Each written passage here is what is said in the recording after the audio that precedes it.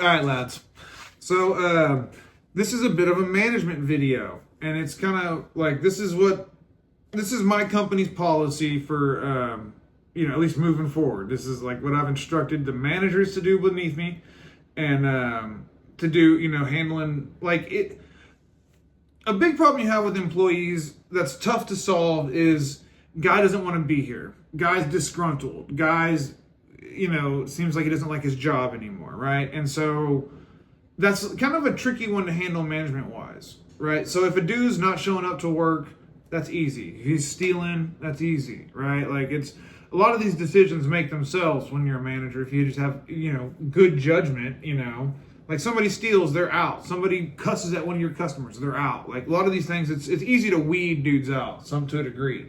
But if you've got a guy that's been a good performer and now he doesn't seem like he's like digging it or like not nailing it anymore, and like kind of seems like he's bitching or whining a lot. Like that's a tricky one as a manager. So here's our procedure for that. This is our policy, and it's 3-step process. There's something else on the board. Some cog shit on the board over there.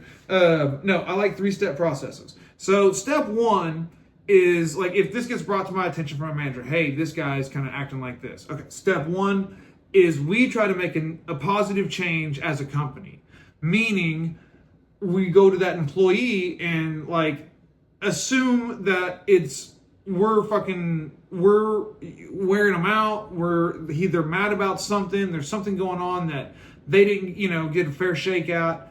A big example is. Here's a real life example that I've seen in other companies, right? A guy's upset. A dispatcher says, hey, I need you to go to this call. It's 3:30 in the afternoon. The guy's bitchy. He's, what the fuck? It's 3:30. I don't want this goddamn call. I'm always taking these calls out fucking in the afternoon. He's all pissed, bitching at the dispatcher. Now she's mad. And now I'm like, what's going on? She's telling me I don't have to deal with this dude. Now I got 2 people bad attitudes, right? Or sour attitudes. And that's a real common thing, right? So if that's happening a lot, well, the first thing we're going to do is we're going to like try to make a positive change and see, hang on, this guy does start at 7, at 3:30, that sucks. Like, has that been happening to him a lot recently, right? Has he been having to work weekends a lot? Does he feel like he's being ran into the ground, and it's just like he is getting the short end of the stick. And that happens. That's happened. I've seen times where that happens. So that's the first thing we're gonna do is look internally, see if we can make a positive change. Is there something we can do different that like is reasonable that we can do to accommodate making this person happier and enjoy their job more? So first step, positive change on our end. We take the heat. We assume we're fucking up first. That's just respectful. Okay, second thing is we're going to ask them to make a positive change. We're going to help out with that. We're not going to be disassociated with that. So if we're asking them to make a positive change, we're going to say, hey, man, like if you didn't want to be, if your son's in Little League and you wanted to coach before and you couldn't coach last season, like do it, dude. Like we'll make sure you have the time to get there. If you're mad because you want to go to church on Wednesdays and you feel like you've been having to work late, dude, tell me, I'll make sure you get there, or if whatever it is, whatever personal change you need to make in life and that work could maybe be conflicting or there's a way that I can help you, let me help you do that. Let me help you solve this problem that's causing you to be a dickhead at work, right? So step 2 is you make a positive change, right? If those 2 things don't happen, step 3 is the company makes a change, right? The company makes a positive change because right now you're a fucking negative. You're being a dickhead. Right? So step 3 is the company as a whole makes a positive change, which is whatever you're fucking doing, it ain't happening no more. Right? So like, meaning that can be a final conversation of, look, man, we saw you're getting burned out. We fixed that, but now you haven't had any calls in the afternoon. You haven't worked in weekends in a month. You've had like the cushiest schedule out of anybody.